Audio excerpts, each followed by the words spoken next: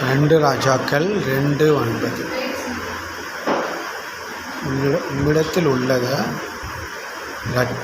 ஆவியின் வரத்தை இரட்டிப்பாக எனக்கு கிடைக்கும்படி வேண்டுகிறேன். சரியா? உம்மிடத்தில் உள்ள ஆவியின் வரம் இரட்டிப்பாக எனக்கு கிடைக்கும்படி வேண்டுகிறேன். சரியா? அப்போது எலிசா எலியா பார்த்து கேட்குறாரு. ஆனால் எலியா என்ன சொல்கிறாருன்னா, அரிதான காரியத்தை கேட்டாய், நான் எடுத்துக்கொள்ளப்படும்-போது நீ என்னை கண்டால் அது உனக்கு கிடைக்கும்ன்றார். ஏன் அப்படி சொல்கிறாருன்னா, அக்னி அவங்கள 2ஆக பிரிக்கும்.